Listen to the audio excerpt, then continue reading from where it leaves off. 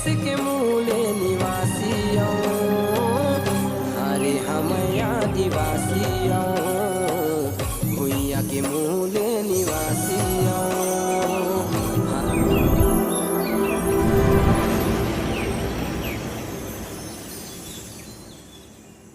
कि हम इस देश के मूल निवासी आज हमारा दिन है करके, और दूसरी तरफ इस कानून के तहत यूनिफॉर्म सिविल कोड मतलब समान नागरिक संहिता, इस समान नागरिक संहिता का अर्थ यह है कि सारे अधिकार हमारे जो आदिवासियों को आरक्षण मिल रहा है, जल जंगल जमीन की जो अधिकार मिला हुआ है, हमारे पंच बन रहे हैं, सरपंच बन रहे हैं, जिला में बन रहे हैं, जनपद में बन रहे हैं, विधायक और सांसद बन रहे हैं, नौकरियां मिल रही है, शिक्षा में जो आरक्षण है, सारे अधिकार एक लाइन में खत्म हो जाएंगे। और इसलिए मुझे कैसे मैं आपको बधाई दूं। आज इतनी बड़ी समस्या है मूल निवासियों के ऊपर, जब इतने सारे अधिकार थे, आपके ऊपर अगर थोड़ा सा भी अत्याचार हो जाए, कुछ अन्याय हो जाए, तो आपके लिए विशेष थाना बनाया गया है कि आप अपनी बातों को जाके वहां रख सकते हैं। एक स्पेशल थाना है ST SC के लिए, अनेक अधिकार हैं, आरक्षण है। इन सब के बावजूद भी आज इस मूल निवासी समाज का विकास अगर नहीं हो सका, तो सोचिए कि जब समान नागरिकता संहिता कानून जब ये पास हो जाएगा, हम सब समान हो जाएंगे, कोई ST नहीं, कोई SC नहीं, कोई OBC नहीं, सब जनरल, कोई आरक्षण नहीं। साथियों, इस समाज से एक पंच बन पाना मुश्किल होगा, विकास तो बहुत दूर की बात है। तो ऐसे खतरनाक कानून हमारे लिए लाए जा रहे हैं, और हम इन चीजों से हमारा समाज अनभिज्ञ है, जानकारी तक नहीं है। तो बहुत से ऐसे षड्यंत्र हो रहे हैं, और क्यों हो रही है मुझे भी पता नहीं, क्योंकि हम लोग तो बहुत सीधे साधे लोग हैं कि हमने कभी छल कपट नहीं जाना। इस आदिवासी समाज ने, इस मूल निवासी समाज ने बस सेवा की है, धरती माता की सेवा की, गौ माता की सेवा की, और लोगों की सेवा कर रहे हैं। पर पता नहीं कि इस भोले भाले जो लोग हैं, इनसे लोगों को क्या खतरा है। इसलिए आए दिन हमारे अधिकारों के बारे में चर्चाएं होती रहती है, उसको खत्म करने के लिए लगातार सोच रहे हैं। तो ये जो बहुत गंभीर मुद्दा है, UCC का जो कानून है, ये साधारण बात नहीं हमारे, और बड़े दुख की बात यह है कि इतना सब कुछ हुआ, पहले तारीख तय हुई थी, ये बातें आई थी जुलाई में, सदन में लाया गया था, और 14 जून में लाई गई थी, 14 जुलाई को आखिरी तारीख दी गई थी कि इस पर सुझाव मांगे गए थे। फिर उसकी तारीख को 28 जुलाई दिया गया। बड़े दुख की ये बात है कि हमारे देश के, हमारे प्रदेश के, जिनको हम लोगों ने अपना जनप्रतिनिधि चुन के भेजा है, किस लिए भेजा है? हमारे अधिकारों की सुरक्षा करने के लिए। हमने विधायक ऐसे ही भेजा, विधायक इसलिए भेजा है, सांसद इसलिए बनाया है कि वो हमारे मूल अधिकार की, सदन में अगर कभी भी अवहेलना होता है तो उसके लिए आवाज उठाएगा, वो हमारे अधिकार को संरक्षित रखेगा। हम अपना जनप्रतिनिधि बना के भेजते हैं। लेकिन जब ये कानून सदन में जब चर्चाएं हो रही थी, प्रस्ताव लाया गया, तो किसी भी हमारे मूल निवासी के आदिवासी सांसद विधायकों ने एक शब्द नहीं कहा। जिस कानून के तहत वो वहां पर, जिस अधिकार के तहत चुन के गए हैं सदन में, वो अधिकार खत्म हो रहा है, और हमारे जनप्रतिनिधियों ने मुंह तक नहीं खोला। बड़ा दुख होता है साथियों। हमारे साथी लोग कुछ बातें कह रहे थे, किसके साथ जाएंगे, किसके साथ जाएंगे। ये वाकई बहुत अच्छी बात कह रहे थे, किनके साथ जाएंगे आप? कि जहां पर कानून का मंदिर है, जहां पर हमारे संविधान की जहां रक्षा होती है, जहां हमारे अधिकार बनाए जाते हैं, जहां हमारे अधिकार की सुरक्षा होती है, उस न्याय की मंदिर में, उस संसद भवन में जहां कानून बनाए जाते हैं, जहां हमारे अधिकार की अवहेलना होती है, हमारे अधिकार जहां पर मूल निवासियों के अधिकार जहां बनाए जाते हैं, कानून बनाए जाते हैं, उस जगह पर हमारे जनप्रतिनिधि लोग शांत रहते हैं, चुप रहते हैं, तो क्या ऐसे मुख बधिर लोगों के साथ जाएंगे?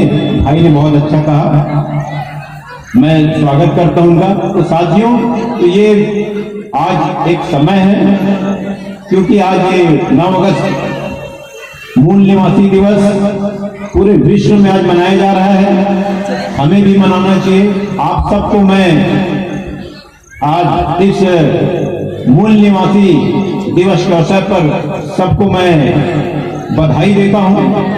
बधाई इसलिए मैंने पहले शब्द कहा कि पहले मैं बता दूं कि बधाई इसलिए दूं आपको, दूं कि ना दूं करके, पर आज इस मंच में आप सब लोगों ने इस कार्यक्रम का आयोजन किया है। सब लोग सुनने आए हैं, क्योंकि जो भी आए हैं यहाँ पर सबके मन में एक भाव है। जो लोग यहाँ पर हैं उनके मन में पीड़ा है समाज के प्रति, वही लोग बैठे हैं, वही लोग यहाँ पर हैं, और जिनको कोई मतलब नहीं है वो तो आराम से हैं। तो साथियों, आप सबके चरणों को मैं सेवा जोहार करता हूं। जिनके मन में पीड़ा है, जो लोग इस समाज के बारे में सोच रहे हैं, गंभीर है, चिंतित है कि आगे क्या होगा, और निश्चित रूप से यही सोच हमारे समाज को बचाएगा, हमारे समाज के मूल निवासी के अधिकार को बचाएगा, क्योंकि ये संगठन हमें संघर्ष करने की क्षमता प्रदान करती है। साथियों, गोंडवाना समग्र विकास क्रांति आंदोलन के माध्यम से हमारे गोंडवाना के प्रणेता आज हमारे बीच में नहीं है। दादा हीरा सिंह मरकाम जी आज पेनवासी हो गए। आज इन्हीं सब चीजों के लिए पहले आगाह कर रहे थे कि जाग जाओ, क्योंकि समय बहुत ही खराब आने वाला है। क्योंकि जो बुद्धिजीवी होता है, विद्वान व्यक्ति जो होते हैं, वो 100 साल पहले की सोचते हैं और ये जानते रहते हैं कि इसका परिणाम क्या होगा।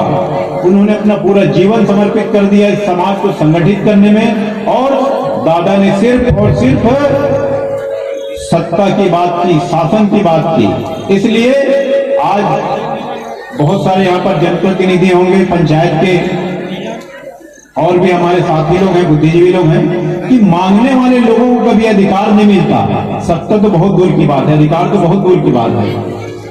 मांगने से अधिकार नहीं मिलते हैं और ना आपके सम्मान और स्वाभिमान रहेगा।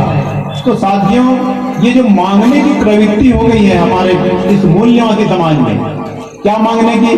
कि भवन के लिए हमको पैसे दे दो, चबूतरा बनवाने उसके लिए पैसे चाहिए, छोटे छोटे चीजों के लिए हम लोग जो मांगने की जो आदत डाल चुके हैं। अरे हमारा समाज इतना बड़ा विशाल समाज है कि हमको सत्ता में होना चाहिए, हम तो देने वाले समाज होना चाहिए हमको। और कभी हम देने वाले थे? अगर इतिहास उठा के देख लो तो जितने, अगर छत्तीसगढ़ की बात करते हैं तो जितने भी गढ़ शब्द हैं, सब जगह गोंड लोग राजा थे। तो जहां राजा थे तो राजाओं ने सिर्फ देने का काम किया, ये मांगने वाला समाज नहीं था। दादा हीरा सिंह मरकाम जी कहते थे, ये मेरा समाज मंगन का औलाद नहीं है, कहते थे, मांगने वाले नहीं है, देने वाले हैं। और इसीलिए दादा ने कहा कि शासन और सत्ता में जाइए, आपकी बहुल्यता है, आपकी जहां देखो आप हैं, तो आपकी सत्ता होनी चाहिए, आप देंगे। पर यहाँ पर ऐसा है कि जो थोड़े से लोग हैं वो लोग सत्ता में काबिज हैं, और हम मांगते हैं वो हमको देते हैं, और ऐसा एहसान जताते हैं कि जैसे हम इनके ऊपर एहसान कर रहे हैं। तो साथियों, बहुत सी बातें हैं। आज इस मूल निवासी दिवस के अवसर पर बहुत से हमारे वक्तागण भी इस मंच में हैं, बहुत से विचारक लोग हैं। मैं बहुत ज्यादा विस्तार से नहीं चर्चा करना चाहूंगा, बस मैं ये कहना चाहूंगा कि आज जरूरत है हमको एक होने की। आज हमें अपने आपकी छुटपुट, जो देखिए परिवार जब बड़ा होता है तो छुटपुट झगड़ाएं, छोटे मोटे विवाद होते रहता है, ये परिवार की बात होती है। ये मूल निवासी समाज, ये गोंडवाना समाज, ये आदिवासी समाज हमारा एक परिवार की तौर है। हम छुटपुट चीजों पर लड़ते रहेंगे, लेकिन जब भी संवैधानिक अधिकार की बात आती है, समाज की हित की बात आती है, हम सबको एक मंच पर एक झंडे के तले होना चाहिए। तभी हम अपने इस समाज का, अपने अधिकारों की संरक्षण और सुरक्षा कर सकते हैं। अन्यथा बटे हुए अगर रहेंगे तो थोड़े से लोग जो है हम पर शासन करते आ रहे हैं और करते रहेंगे। और अब तो समय ऐसा है कि ऋतु बलराम जी ने कहा ना कि शायद ये आखिरी पीढ़ी होगी जो शासन सत्ता के लिए आप लोग संघर्ष करेंगे या चुनाव लड़ेंगे। संघर्ष में सारी चीजें आ जाती हैं। ये आखिरी पीढ़ी होगी, क्योंकि आपको संघर्ष करने के लायक भी नहीं छोड़ा जाएगा। मणिपुर की घटना की बात है। मणिपुर पूर्ण रूप से आदिवासी बहुल्य क्षेत्र है। वो एक झांकी है। देखिए, वो पूरी सोची समझी साजिश के तहत ऐसा कर रहे हैं। और आपको थोड़ी सी मैं बता दूं, थोड़ा सा समय ले रहा हूं, क्षमा चाहूंगा आप लोगों से, कि हम लोगों को पहले टटोलते हैं कि कितनी दिन की ताकत है, कितनी औकात है इस समाज की। 2003 में परिसीमन हुआ छत्तीसगढ़ में विधानसभा का। पहले आदिवासियों के लिए यहां पर 34 विधानसभा सीट सुरक्षित था। 2011 में जनगणना हुआ, लोगों ने कहा कि आदिवासियों की जनसंख्या यहां पर कम हो गई।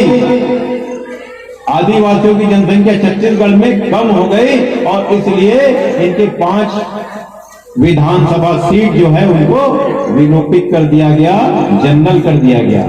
34 से हम 29 में आ गए। हमको टटोला गया। ये इनके अधिकार को जब खत्म करते हैं तो संघर्ष करने की क्षमता इस समाज में है कि नहीं। देखिए कि कहीं से कोई आवाज नहीं उठा।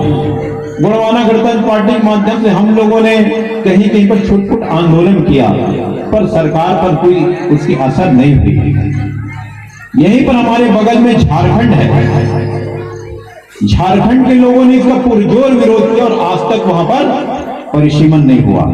तो साथियों, मैं इसलिए इन चीजों को बता रहा हूं कि हमको तौला जाता है कि ये समाज संघर्ष कर सकता है कि नहीं कर सकता है। तुमने देखा कि जब इनके 5 विधानसभा सीट हमने खत्म कर दिया, इसके समाज के लोगों ने कुछ नहीं कहा, तो इनके बाकी अधिकारों को भी धीरे धीरे खत्म किया जा सकता है। उनने जान लिया कि जब अगली फिर से जब जनगणना होगी, 11 साल में एक बार जनगणना होता है, 11 में हुआ था, 22 में होना था, लेकिन कोविड की वजह से और कुछ सरकार के जो भी रहे होंगे, जनगणना नहीं हो पाई।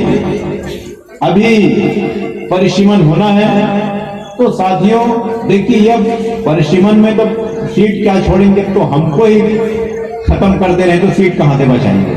जब आदिवासी ही नहीं रहेंगे तो सीट की तो प्रश्न नहीं उठता। तो साथियों, हमको ये लोग तौलते हैं कि समाज में संघर्ष करने की कितनी क्षमता है। इन लोगों ने देख लिया, छोटे छोटे प्रयोग करते हैं। मणिपुर में भी प्रयोग करके देख रहे हैं। इनके समाज को खत्म अगर हम करते हैं तो और जो आदिवासी समाज, दूसरे मुल्क के, दूसरे समाज, दूसरे देश के, दूसरे प्रदेश के लोग क्या करते हैं, ये तौला जा रहा है। आज भैया लोगों ने कुछ कह रहे थे कि जो मणिपुर में हुआ कल यहां भी हो सकता है। क्यों नहीं हो सकता?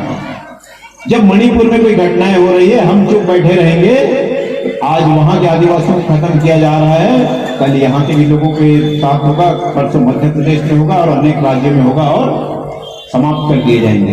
तो इसलिए साथियों, आज का ये जो दिन है, विश्व आदिवासी दिवस, विश्व मूल निवासी दिवस, इस दिवस के दिन आत्म मंथन और चिंतन करने का दिन है ये, कि किस तरह से हमारे अधिकारों को समाप्त किया जा रहा है, किस तरह से हमारे जो मौलिक अधिकार हैं, संवैधानिक अधिकार हैं, उनको खत्म किया जा रहा है। जल, जंगल, जमीन, आदिवासियों की क्या पहचान है? जल, जंगल और जमीन, यही तो हमारी धरोहर है। इसके बगैर तो आदिवासियों की कल्पना नहीं की जा सकती। अगर जल, जंगल, जमीन से हमको अगर वंचित कर दिया गया तो आदिवासियों की कल्पना भी नहीं की जा सकती। तो इसलिए साथियों, चिंतन करने का, मनन करने का समय है ये आज का दिन। जरूर हम सभी साथियों से मैं कहूंगा कि चिंतन और मनन करें कि हम अपने इस मूल निवासी समाज के अधिकारों को कैसे सुरक्षित और संरक्षित कर सकते हैं। और जिस तरह से हमारे पिछले पीढ़ी ने जो अधिकार, जो मान, जो सम्मान हमको दिया, आज हम इस मंच पे खड़े हैं ना भाई, सम्मान है हमको, हमें देश के मूल निवासी हैं, हमारे साथ अनेक संवैधानिक अधिकार हैं, जल, जंगल, जमीन के अधिकार हैं। कानून में अधिकार है, सदन में अधिकार है, विधानसभा में अधिकार है, लोकसभा में अधिकार है, तो आने वाली पीढ़ी को ये अधिकार हम दे पाएंगे कि नहीं दे पाएंगे? क्या हम उनके लिए जो हमारी पिछली पीढ़ी ने हमको दिया, क्या वो सम्मान हम आने वाली पीढ़ी को दे पाएंगे कि नहीं दे पाएंगे?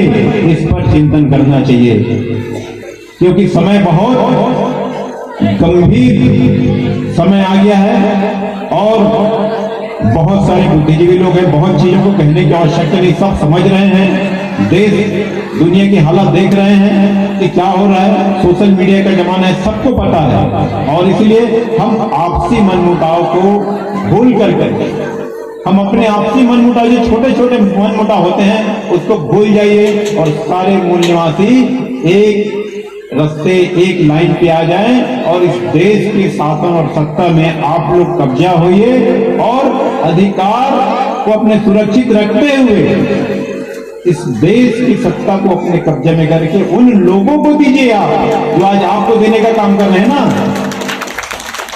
हम इतने बहुसंख्यक हमको देने की बात करते हैं, देना तो उनको है जो यहाँ पर थोड़े तो लोग हैं, उनको देंगे ना भाई हम लोग।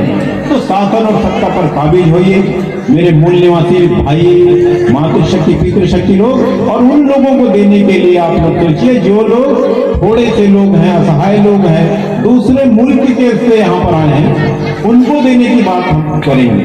तो ये तभी होगा जब शासन और सत्ता आपके हाथ में होगी। साथियों, मैं पुनः फिर से आज के 9 अगस्त विश्व आदिवासी दिवस, विश्व मूल निवासी दिवस के इस अवसर पर जितने भी लोग आए हैं, मैं उन सभी को मैं सादर सेवा जोहार करता हूँ। जय सेवा, जय खड़ा प्रेम, बना के रहेंगे गुणवाना, राज करेगा गुणवाना। और इन्हीं शब्दों के साथ मैं अपनी वाणी को विराम देता हूँ। जय सेवा, जय सजोर प्रेम, जय छत्तीसगढ़।